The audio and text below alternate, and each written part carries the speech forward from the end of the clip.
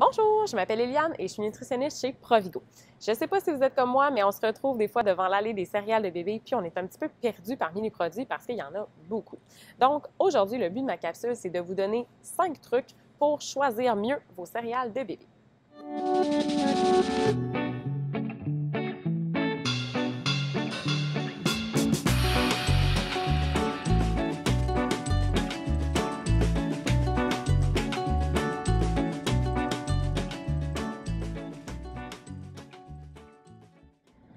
Quand on commence à diversifier l'alimentation de bébé autour de 6 mois, ce qu'on veut vraiment ajouter de façon prioritaire dans l'alimentation, c'est des sources de fer. Puis, en Amérique du Nord, ça fait partie un peu de nos habitudes culturelles, finalement, d'utiliser les céréales pour bébé. Mais le pourquoi on les aime, c'est parce qu'elles sont enrichies en fer. Donc, je vous donne 5 critères, en fait, à regarder quand on vient pour choisir nos céréales pour bébé.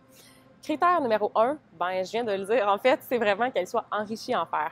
Au Canada, l'enrichissement est obligatoire, donc on n'a pas à se soucier de ça, mais c'est pas partout pareil ailleurs dans le monde. Puis finalement, pourquoi le faire? C'est vraiment parce que le corps de bébé est vraiment en train de se développer à une vitesse folle, puis les besoins sont super élevés. Puis finalement, quand on introduit d'autres aliments que le lait maternel ou la préparation pour nourrissons dans l'alimentation, à ce moment-là, le fer que le lait contient est un petit peu moins bien absorbé. Donc c'est pour ça qu'on va vraiment prioriser les sources alimentaires autres. Deuxième critère, en fait, qu'on va regarder, ça va être d'avoir une céréale qui est sans sucre ajouté. Puis ça veut souvent dire, en fait, de ne pas rajouter soit de yogourt ou de purée de fruits à l'intérieur. Le pourquoi, en fait, c'est que de un, on est capable de le faire à la maison quand même assez facilement, de rajouter du yogourt, de rajouter des purées de fruits, des purées de légumes. Aussi, dans certaines céréales, des fois, ça va plus être des concentrés, des concentrés de fruits ou de légumes qui vont avoir été ajoutés finalement dans la céréale. Et finalement, le meilleur truc, en fait, c'est que c'est plus versatile. Si on veut les utiliser dans une recette, par exemple, on veut que notre céréale soit nature, finalement, c'est plus pratique. Troisième critère, en fait, c'est qu'on veut que ce soit sans sel ajouté. Puis pourquoi? C'est juste parce que c'est pas nécessaire d'avoir du sel dans l'alimentation de bébés. En fait, d'avoir du sel ajouté, il y en a naturellement présent dans quelques aliments, puis ça va être vraiment suffisant pour subvenir à leurs besoins qui sont très peu élevés. Comme quatrième critère, ce qu'on veut rechercher, surtout si tous les allergènes n'ont pas encore été intégrés dans l'alimentation de bébé, c'est une céréale qui va être sans lait. Donc, généralement, on les reconnaît quand c'est écrit, par exemple, celui-là, ajouter du lait maternel à l'intérieur. Donc, quand c'est marqué ajouter de l'eau, généralement, c'est parce qu'on a rajouté vraiment de la poudre de lait écrémé dedans. Donc, c'est vraiment du lait de vache qu'il va y avoir à l'intérieur.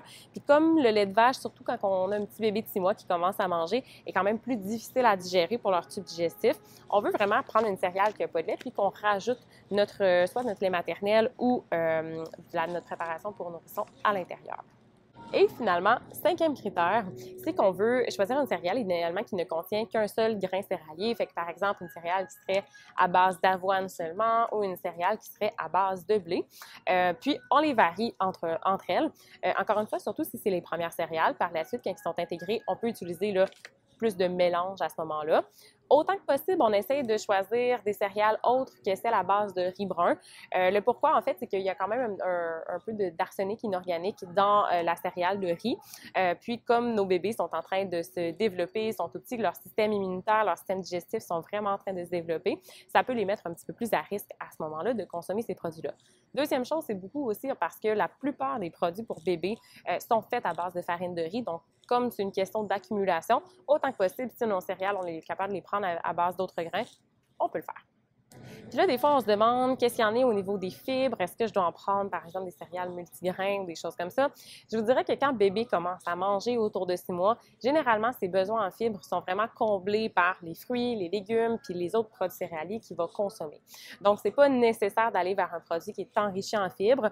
Aussi parce que généralement, quand on parle d'enrichissement en fibres, on va vraiment parler de l'inuline qui a été rajoutée dans le produit. Puis ça, c'est un genre de supplément, disons, de fibres qui est peut-être pas nécessaire là, pour bébé à ce moment-là. Puis dernier point aussi, parce que des fois on se demande est-ce que je dois choisir une céréale bio, est-ce que c'est plus nutritif ou quoi que ce soit. Ce ne serait pas nécessairement plus nutritif que son équivalent qui est non biologique. Par contre, l'avantage des céréales bio, c'est que généralement la liste d'ingrédients est très courte, très épurée. Puis ça, c'est toujours un critère qui favorise son choix. Puis aussi, même si c'est pas plus nutritif, ben c'est sûr que pour la santé à long terme et pour surtout la santé de la planète finalement, ben des fois, ça peut être un choix qui peut être fait si ça concorde dans vos valeurs. Puis, tandis que je parle de la liste d'ingrédients, justement, souvent, je me fais poser la question, je vois plein de longs noms bizarres dans les céréales pour bébés, mais sachez que les céréales pour bébés, je vous l'ai dit, sont enrichis en fer, mais sont enrichis aussi en d'autres vitamines, entre autres du complexe du groupe B. Puis ça, ben c'est des longs noms, mais généralement, ça va vraiment être écrit, là, supplément de vitamine B, si vous voyez des mots comme riboflavine, thiamine, niacine, c'est normal, c'est des enrichissements qui sont favorables. Donc, en résumé, ce qu'on veut, c'est vraiment une céréale le plus nature possible, avec idéalement un des ingrédients qui est quand même assez court, pas trop de trucs ajoutés à l'intérieur. C'est un peu comme la nutrition des adultes, finalement. On veut quelque chose de simple. Donc, si vous voulez en savoir plus, en fait, comment les intégrer, ces fameuses céréales-là, surtout si vous faites de la DME, allez voir ma prochaine capsule qui va être juste là. Puis, pour rien manquer de nos prochaines capsules, abonnez-vous à notre chaîne YouTube. Bye bye, à la prochaine!